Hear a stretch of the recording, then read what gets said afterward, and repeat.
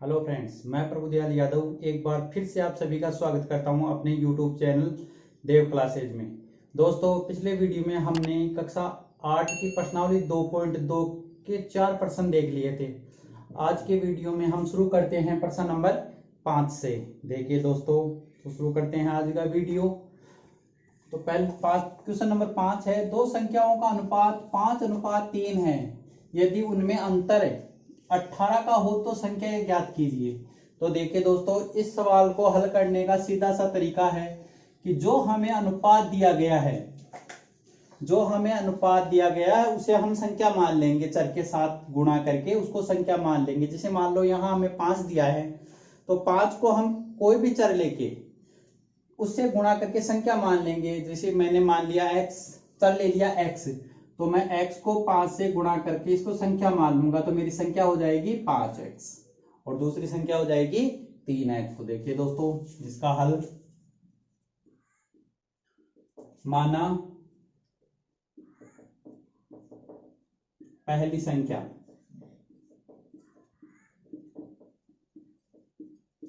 बराबर जो अनुपात दिया गया है उसको हम चर से गुणा कर देंगे। चर आप कोई भी ले सकते हो, x y z a b c कोई भी। तो मैंने यहाँ x लिया है, तो मेरा हो गई संख्या, पहली संख्या हो गई मेरी 5x। दूसरा अनुपात है 3, तो मेरी दूसरी संख्या हो जाएगी, दूसरी संख्या बराबर 3 गुणा x बराबर 3x। अब दोस्तों, दोनों संख्याओं का अंतर हमें दिया है, अंतर 18 है, तो उसको भी मैं एक बार लिख लेता हूं। जो अंतर मुझे किताब वाले ने दिया है, तो अंतर मेरा है 18। अब दोस्तों, हम इसे प्रश्नानुसार करेंगे। अंतर कहते हैं बाकी को, प्रश्नानुसार। एक तरफ तो दोनों की बाकी कर देंगे, जो दोनों संख्या हमने ली है उन दोनों की बाकी कर देंगे, एक तरफ अंतर आ जाएगा, हो जाएगा 5x माइनस 3x बराबर 18।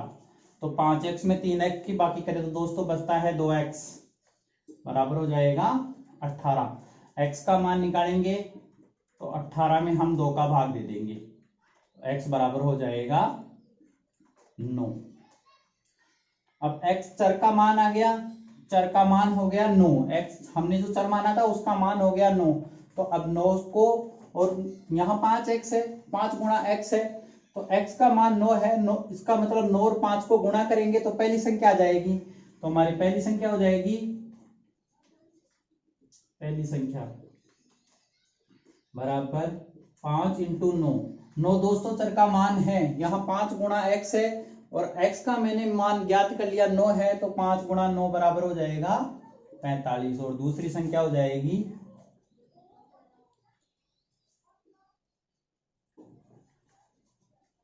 बराबर 3 गुणा 9 बराबर 27। अब देखिए दोस्तों, अगर 45 में से हम 27 घटाए तो उत्तर अगर 18 आए तो हमारा जो हमने चर का मान ज्ञात किया वो सही है।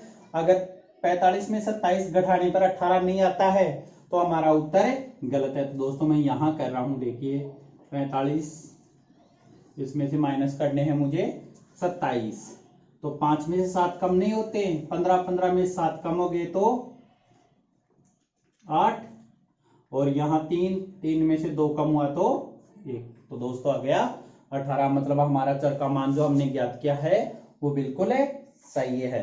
क्वेश्चन नंबर 6 है, 3 लगातार पूर्णांकों का योग 51 है, पूर्णांक ज्ञात कीजिए। कोई भी 3 लगातार संख्या है जिनको जोड़ने पर हमें 51 प्राप्त होता है। हमें वो संख्याएं पता नहीं है, तीनों संख्याएं हम ज्ञात करेंगे। तो देखिए दोस्तों,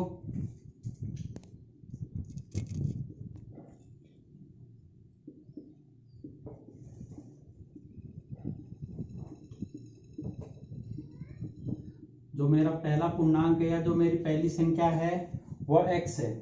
जो मुझे ज्ञात करनी है, 3 संख्याएं हैं, 3 संख्याओं में मेरी संख्या, पहली संख्या x है,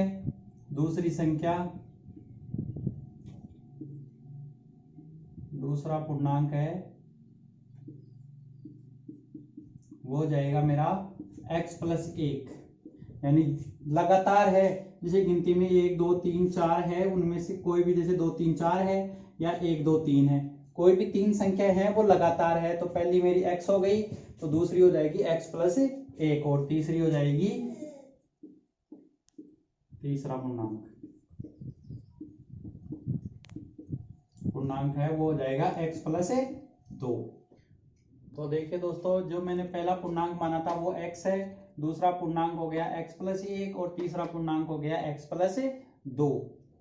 तो देखिए, और हमें इनका तीनों का जोड़ दे रखा है, तो जो तीनों पूर्णांकों का योग है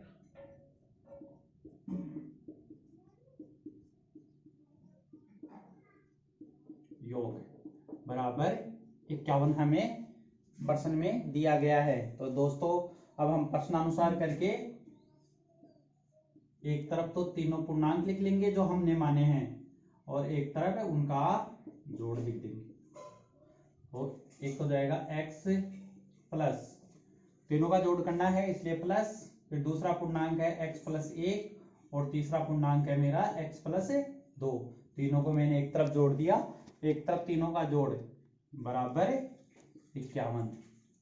देखिए दोस्तों, x और x तीनों जुड़ गए तो दोस्तों हो गए 3x, और संख्या है 1 और 2, तो ये भी जुड़ गई तो हो गई 3, और बराबर में है मेरे पास 51। तो 51 का मैं पक्षांतर कर दूंगा, सॉरी 3 का मैं पक्षांतर कर दूंगा, तो यहाँ हो जाएगा 3x बराबर 51, प्लस का है दोस्तों, पक्षांतर करूंगा तो माइनस में आ जाएगा, तो 3x बराबर हो जाएगा 51 में से 3 कम हो गए तो बच गए 48। अब 3 का भी पक्षांतर करेंगे, यहाँ 3 गुणा में है, पक्षांतर करेंगे तो भाग में आ जाएगा, तो x बराबर हो जाएगा 48/3। अब 3 का भाग 48 में दे तो होता है 16। तो मेरा पहला जो पूर्णांक है जो मैंने x माना था वो है 16। तो यहां लिखूंगा पहला पूर्णांक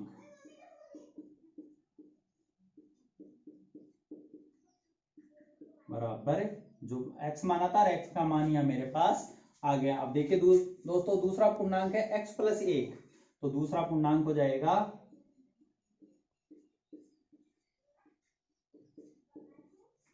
x का मान अब हमारे पास 16 है, तो हम 16 में एक और जोड़ देंगे तो हो गया 17। और तीसरा पूर्णांक है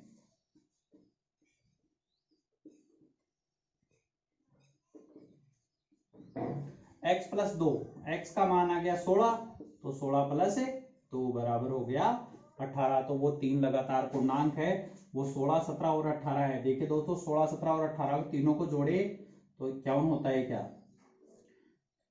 तो 8 7 15, 15 और 6 21, हासिल की 2, 1 2 3, 3 और 2 हासिल वाली 5। तो दोस्तों 51 हो रहा है जोड़, इसका मतलब जो हमने x का यानी चर का मान ज्ञात किया है वो बिल्कुल सही है। प्रश्न नंबर 7 है, 8 के 3 लगातार गुणजों का योग 888 है, गुणजों को ज्ञात करो। गुणजों का मतलब होता है दोस्तों, जो उस संख्या से यानी 8 के गुणज बोल रहा है तो 8 से जो संख्या गुणा है, और दूसरी भाषा में बोलूं तो जो 8 के पाड़े में आते हैं उन्हें को बोलते हैं गुणज। तो 8 के हमें ऐसे 3 लगातार गुणज ज्ञात करने हैं जिनको जोड़ूं तो 888 प्राप्त हो, जिनका जोड़ तीनों का जोड़ 3 बता रखा है, तो तीनों का जोड़ 888 हो। तो दोस्तों सबसे पहले रैखिक समीकरण पढ़ रहे हैं, रैखिक समीकरण में हमें चर को मानना होता है, तो माना पहला गुणज है x है। अब मैं x को 8 से गुणा करके लिखूंगा, तो ये हो जाएगा, बाद में भी कर सकता हूं, 8 गुणा x बराबर 8x। पहला गुणज मेरा हो गया 8x। दूसरा हो जाएगा, लगातार 3 कह रहा है, तो दूसरा गुणज हो जाएगा x प्लस 1, और x प्लस 1 को गुणा करना है 8 से। गुणज बोल रहा है तो जो संख्या हम लेंगे गुणज में उसको 8 से गुणा करना पड़ेगा। तीसरा गुणज है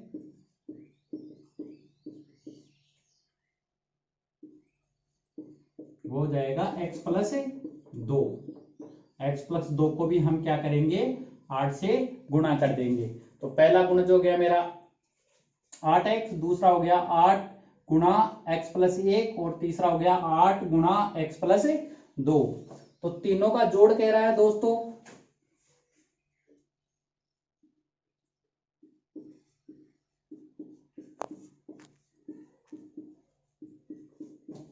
तीनों गुणजों का योग हमें दिया हुआ है, वो मैं लिख रहा हूं यहां 888 है। इन तीनों गुणजों का योग है वो 888 है। तो मैं एक तरफ तो तीनों गुणजों को लिखूंगा और एक तरफ तीनों का जो जोड़ दे रखा है वो लिखूंगा, तीनों गुणजों को जोड़ के रूप में लिखूंगा। तो पहला मेरा है 8x plus 8x+1 plus 8x plus 2 बराबर 888। देखिए ये तो जैसा है 8x का 8x ही रह जाएगा, प्लस ये हो जाएगा 8x प्लस 8 को इससे गुणा भी कर दिया, प्लस दूसरा हो जाएगा 8x प्लस 8 दूनी 16। तो यहां दोस्तों तीन संख्या हो गई 8x 8x और 8x। तो तीनों को जोड़ूं तो होता है 24x प्लस 16 और 8 को जोड़ूं तो होता है 24 और बराबर में आ जाएगा 888। अब दोस्तों 24 का पक्षांतर कर देंगे तो यहां हो जाएगा 24x बराबर 888 माइनस प्लस का है तो माइनस में आ जाएगा 24। तो 24x बराबर हो जाएगा दोस्तों 8 में से 4 कम हो गए तो 4 और 8 में से 2 कम हो गए तो 6 और 8 के 8। x का मान निकालेंगे तो 864 में हमें 24 का भाग दे देंगे। तो दोस्तों 864 में 24 का 24 दिया,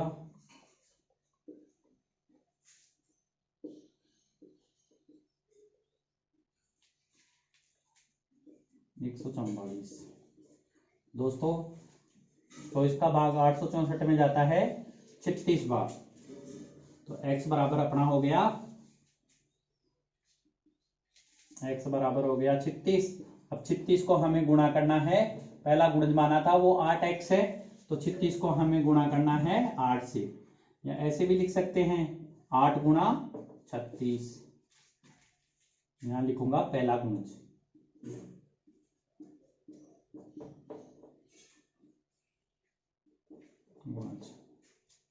तो हो जाएगा 8 से 48, 24 24 और 4 28, पहला हो गया 288।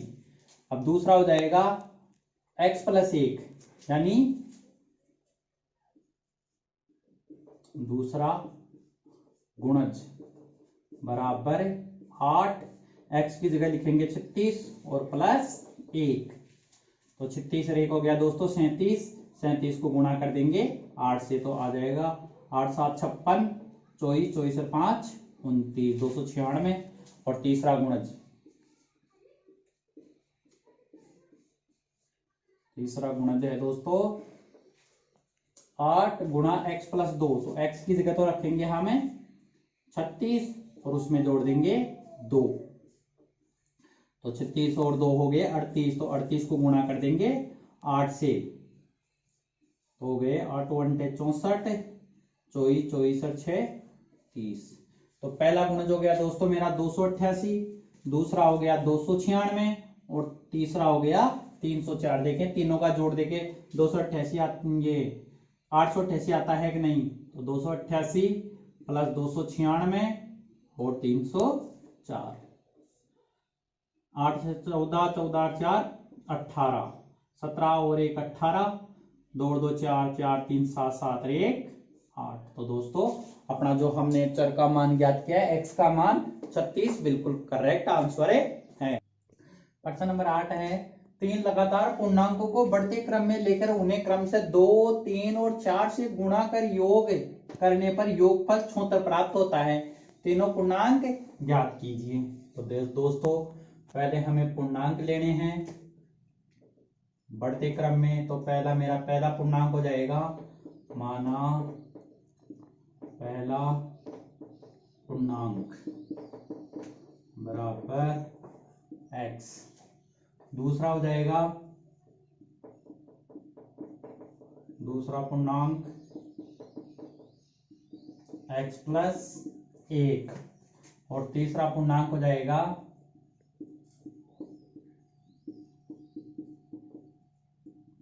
x plus 2।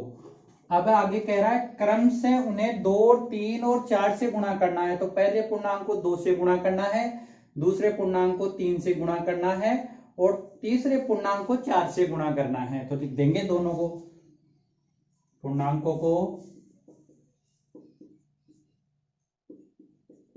क्रम से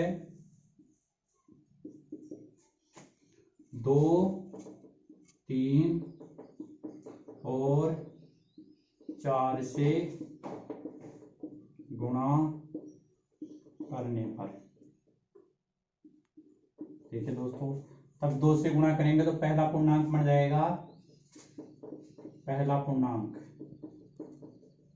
बराबर हो जाएगा 2 गुणा x बराबर 2x। पहले पूर्णांक को 2x से गुणा करना था, दूसरे को गुणा करना है 3 से, तो दूसरा पूर्णांक हो जाएगा 3 गुणा, कोष्टक में लिख देता हूं x प्लस 1। तो ये बन जाएगा 3 को पहले x से गुणा करें तो होता है 3x, फिर 3 को 1 से गुणा करें तो प्लस का 3। तो दूसरा पूर्णांक हो गया मेरा 3x प्लस 3 और तीसरा पूर्णांक है उसको गुणा करना है हमें 4 से। तो 4 कोष्टक में लिख लूंगा, जो पूर्णांक मैंने माना था वो x प्लस 2। तो पहले 4 को x से गुणा करूं तो होता है 4x और 4 को 2 से गुणा करूं तो होता है 8। तो तीसरा पूर्णांक हो गया मेरा 4x प्लस 8। अब तीनों का जोड़ गुणा करने के बाद में तीनों का जोड़ करें तो आता है 76। तो यहां लिख देंगे तीनों पूर्णांकों का योग बराबर 76। अब दोस्तों एक प्रश्नानुसार लगाकर एक तरफ तो लिखेंगे तीनों पूर्णांकों का जोड़ जो हमने माना है, और एक तरफ जो दिया गया है वो जोड़। तो लिखेंगे प्रश्नानुसार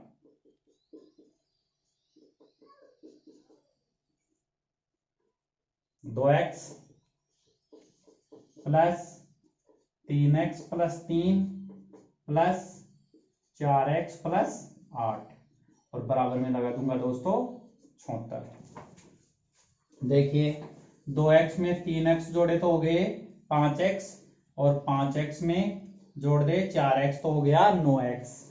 तो हो जाएगा 9x, यहां रह गया 3 और 8, तो 3 में 8 जोड़े तो होते हैं दोस्तों 11, बराबर में आ जाएगा 76। तो पहले 11 का पक्षांतर करेंगे तो हो जाएगा 9x बराबर 76 माइनस 11। तो 9x बराबर हो गया दोस्तों 3 और यहाँ 6। अब x का मान निकालेंगे तो 9 का भाग दे देंगे 63 में, तो x बराबर हो जाएगा 63 बटा 9। अब 9 का भाग 63 में दे तो होता है दोस्तों 7। तो x बराबर आ गया 7। तो मेरा पहला पूर्णांक आ गया, पूर्णांक बराबर 7। दूसरा पूर्णांक आ गया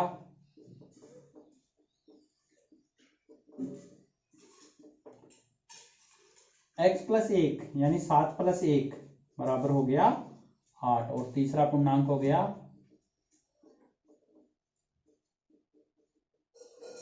पूर्णांक बराबर x प्लस 2 यानी 7 प्लस 2 बराबर हो गया 9। तो पहला पूर्णांक हो गया 7, दूसरा हो गया 8 और तीसरा हो गया 9। अब देखते हैं दोस्तों प्रश्नानुसार की जो हमने ज्ञात किया है वो सही भी है।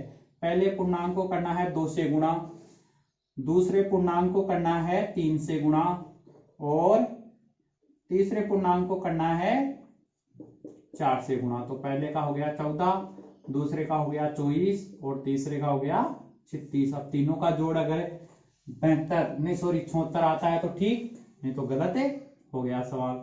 6 4 10 4 14, 2 1 3 3 6 रेगा सिलवाड़ी 7। तो दोस्तों हमने जो ज्ञात किया है x का मान वो बिल्कुल सही है। क्वेश्चन नंबर 9 है, राहुल और हारून की वर्तमान आयु में अनुपात 5:7 है।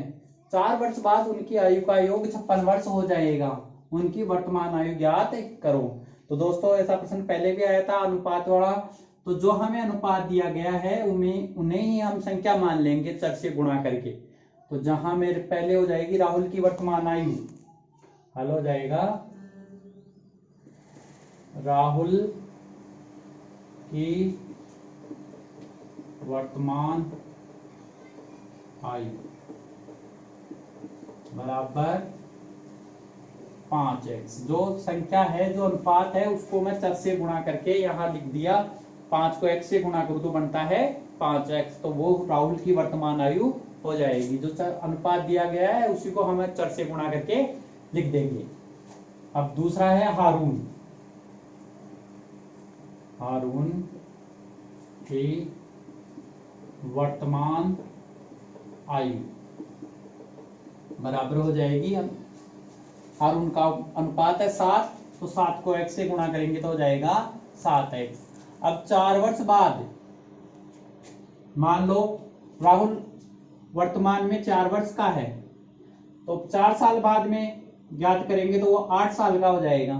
तो अगर 4 साल बाद 10 साल बाद ऐसे कहें तो जो भी संख्या हमें दी गई है वो हमें जोड़ेंगे। जैसे यहाँ 4 साल बाद कह रहा तो हम 4 जोड़ देंगे, जो आयु हमने मानी है उनमें हमें 4 जोड़ देंगे। जो वर्तमान आयु है उसमें हम 4 और जोड़ देंगे। लाइन लिख देता हूं, 4 वर्ष बाद राहुल की आयु,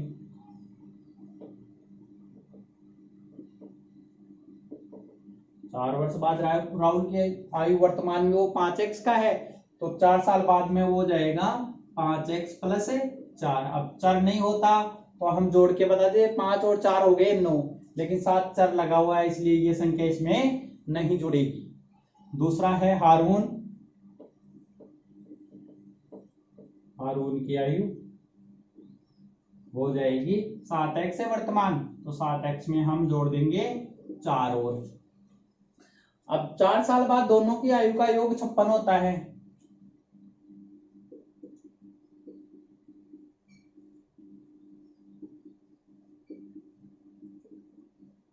मैं लिख रहा हूं यहां 56 वर्ष। तो दोस्तों प्रश्नानुसार लगाकर वही काम करेंगे। एक तरफ तो दोनों 4 साल बाद वाली और दोनों संख्या जो हमने मानी है वो उम्र या आयु, और दूसरी तरफ उनका जोड़। एक तरफ लिखेंगे हमें 5x प्लस 4 और जोड़ के लिए प्लस 7x प्लस 4, और दूसरी तरफ उन दोनों का जोड़, दोनों की आयु का जोड़ हो जाएगा। तो यहां हो गया 5x प्लस 7x हो गए 12x। यहां हो जाएगा 4 प्लस 4 बराबर 8, तो ये हो गया बराबर 56। 8 का पक्षांतर कर देंगे तो हो जाएगा 12x बराबर 56 माइनस 8। तो 56 में से 8 कम करें तो दोस्तों बचता है 48। तो 12x बराबर हो जाएगा 48। x का मान निकालेंगे तो 48 में हम भाग दे देंगे 12 का, तो जाता है 4 बार। तो x का मान आ गया हमारे पास 7। अब हम राहुल की वर्तमान आयु ज्ञात कर देंगे। राहुल की वर्तमान आयु बराबर, वर्तमान आयु हमने 5x मानी थी, x का मान हमारे पास फिक्स आ गया 4, तो 4 को और 5 को गुणा कर लेंगे। 5 गुणा 4 बराबर 20 वर्ष। तो वर्तमान में जो राहुल है वो 20 वर्ष का है, और हारून है वो, हारून का भी ज्ञात कर लेते हैं।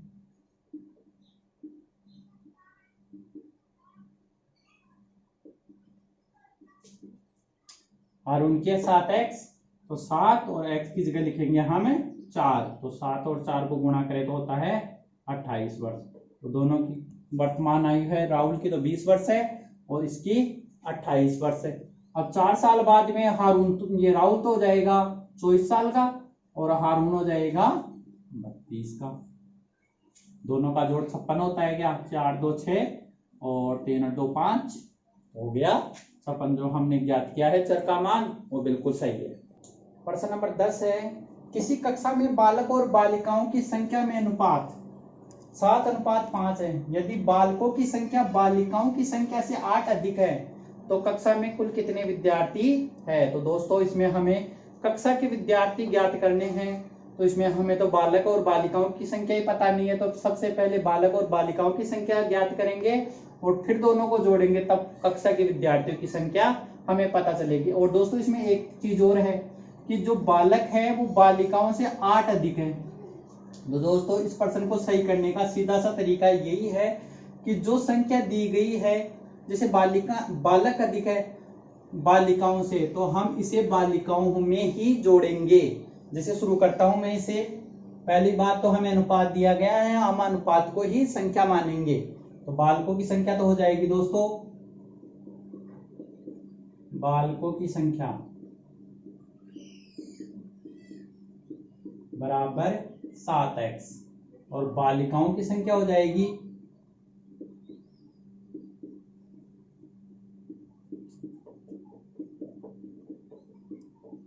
बराबर 5x। अब बालक है वो बालिकाओं से 8 अधिक है, तो यही हम लिखेंगे प्रश्नानुसार, और एक तरफ तो लिख लेंगे बालक और दूसरी तरफ लिख लेंगे बालिकाएं। अब जो बालिकाएं हैं वो बालकों से 8 अधिक हैं, तो ये बालिकाओं की तरफ हमें इसे 8 और जोड़ देंगे। तो देखिए दोस्तों, अब 5x का 7x की तरफ पक्षांतर कर देंगे। यहाँ प्लस का है तो चला जाएगा माइनस में, तो हो जाएगा 7x माइनस 5x बराबर 8। तो 7x में से 5x कम हो गए तो बच गए 2x बराबर 8।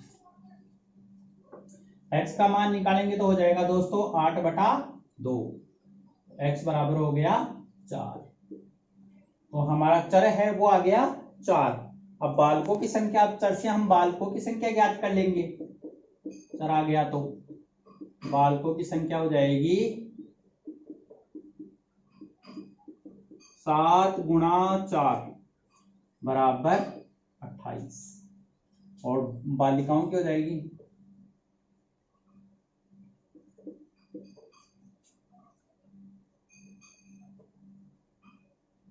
बालिकाओं की संख्या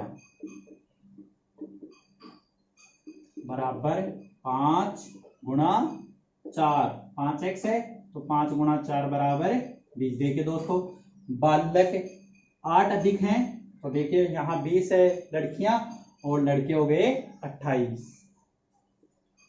आगे करते हैं। अब हमें कुल विद्यार्थियों की, कक्षा में कुल विद्यार्थियों की संख्या पूछी है, तो 20 को और 28 को जोड़ देंगे दोस्तों, तो कुल विद्यार्थी आ जाएंगे। तो कुल विद्यार्थी बराबर हो जाएंगे कि बराबर 28 + 20 बराबर 48। दोस्तों वीडियो अच्छा लगे तो लाइक कीजिए, और चैनल पे आप पहली बार आए हैं तो चैनल को सब्सक्राइब और शेयर अवश्य कीजिए। धन्यवाद।